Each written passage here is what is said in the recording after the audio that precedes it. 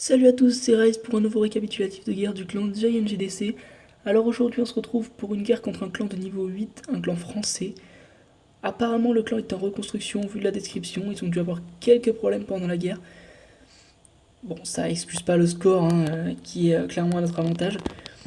Donc le premier replay c'est un replay de Hitman. Hitman qui nous a fait une compo qui part un petit peu dans tous les sens. C'est un Goiva, donc golem, Valkyrie et sorcier, avec un PK en château de clan. Il va commencer donc avec un Queen Walk qui va être écourté par rapport à la dernière mise à jour qu'il y a eu il y a peu de jours, qui écourte les attaques de 30 secondes. Donc les Queen Walk eux aussi vont devoir être écourtés pour être toujours aussi efficaces. On va voir donc ce Queen Walk qui va durer environ 30-35 secondes. Alors qu'avant on voyait des Queen Walk qui duraient 2 minutes, presque 2 minutes du moins. Donc c'est quand même beaucoup moins.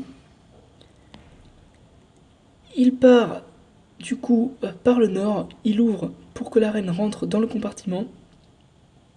Un Kunwalk assez classique, toujours avec les troupes pour permettre à la reine de partir du bon côté. Et voilà, il envoie déjà ses troupes alors que le Kunwalk entre guillemets vient de commencer. Il envoie donc deux golems. Il sort le château de clan, les sorciers sont envoyés dès que le château de clan arrive. La reine qui continue son travail en haut. Et là les Valkyries, le PK qui sont envoyés.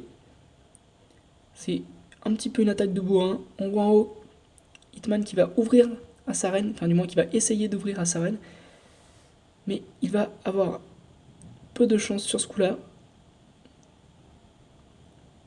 Néanmoins, ça va quand même servir à la reine par la suite, qui va rentrer par là. On voit que les troupes progressent bien. Le sort du roi est encore là. Il utilise la reine qui est toujours en vie. Les guérisseuses qui soignent les golems. Bon, c'est pas la meilleure chose, mais pourquoi pas. Ça permet de temporiser encore plus. On a la reine qui est bloquée par le mur. Alors, on peut le critiquer parfois l'ordinateur qui fait faire un petit peu n'importe quoi à la reine. Au lieu de faire taper le mur qui a plus de vie, il lui fait faire un tour inutile. Bref, c'est pas grave. Les dernières guérisseuses qui soignent le golem, donc cette fois-là c'est inutile. La reine qui continue son chemin, qui va être mis en difficulté par le canon et la tour d'archer. Mais on va voir que Hitman va garder intelligemment son sort de reine pour la fin d'attaque. Voilà, donc il reste encore les deux golems qui n'ont pas encore explosé, la reine et deux petits serviteurs. La reine qui prend l'hôtel de ville, qui va prendre le mortier, qui a toujours donc son sort. Les serviteurs qui accélèrent l'attaque. Et là, le sort de la reine qui va être utilisé afin de finir l'attaque et d'assurer le 3 étoiles. Il avait encore 3 archers pour finir, mais il n'en a pas eu besoin. GG à toi, Hitman, pour ce beau 100%. Le deuxième replay, c'est un replay de Govanon. Govanon qui nous a fait un Go Oui Oui. Alors, les Go Oui Oui étaient assez critiqués par leur facilité quand les squelettes déclenchaient les pièges.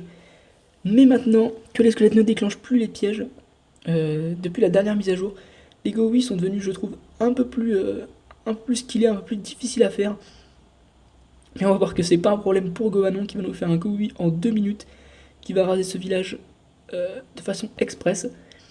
Donc toujours Gova qui fait des attaques en 3 rangées avec 3 golems et au moins 6 sorcières, généralement 8. Sur cette attaque, il me semble que c'est 9.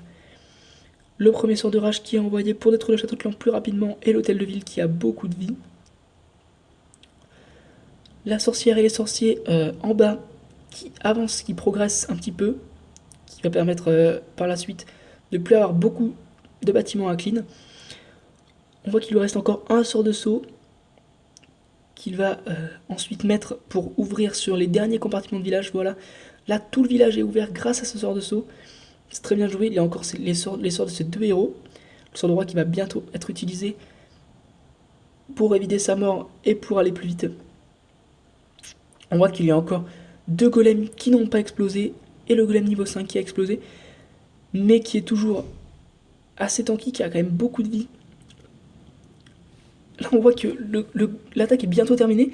Il lui reste encore 1 milliard de troupes, il a encore 4, 5, 6 sorcières. des sorciers, le pouvoir de sa reine, 2 golems.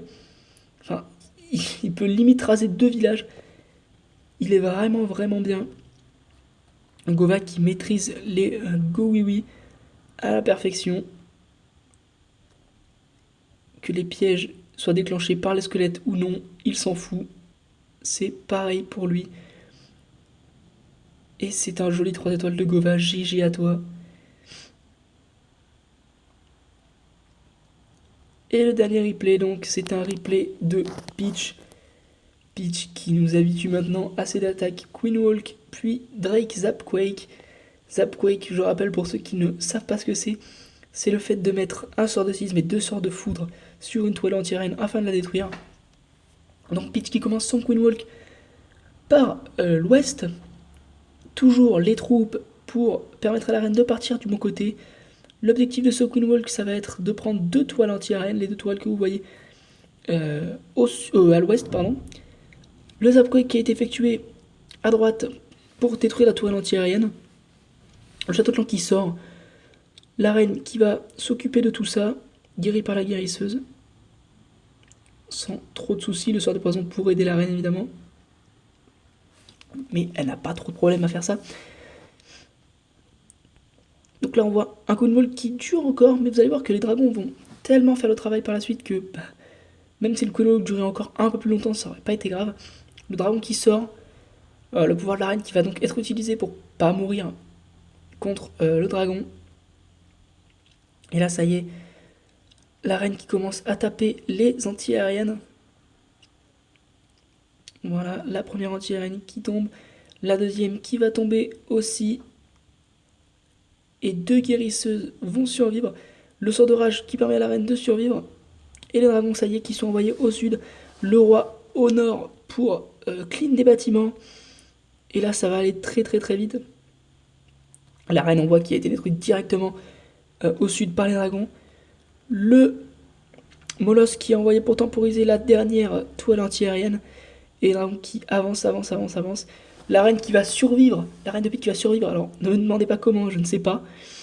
Elle survit, de pas beaucoup, mais elle survit. Voilà, la reine qui survit, un petit peu de chance sur ce coup-là pour Peach, mais ça n'aurait pas changé grand-chose. On va voir qu'il va mettre 4 ballons qui ont été gardés à la fin pour clean tout ce qu'il restait. Il reste encore 4-5 dragons en vie, quelques gargouilles, et ces 4 ballons qui sont mis maintenant. Donc l'attaque est bien maîtrisée. Peach qui continue à nous impressionner avec son Queen Walk Zapquake Drake. GG à toi. Faudra que tu m'apprennes d'ailleurs à faire ça parce que clairement je sais pas le faire. GG. Voilà, alors avant de finir cette vidéo, je tenais à m'excuser pour la dernière vidéo. J'ai eu un problème avec mon logiciel de capture qui n'a pas capturé ma voix. Alors j'ai réussi à résoudre le problème pour cette vidéo, il n'y aura normalement plus de problème, mais je tenais quand même à m'excuser pour la dernière vidéo. Désolé, voilà. Allez, moi je vous dis à bientôt pour un nouveau récapitulatif de guerre. C'était Rise, ciao ciao.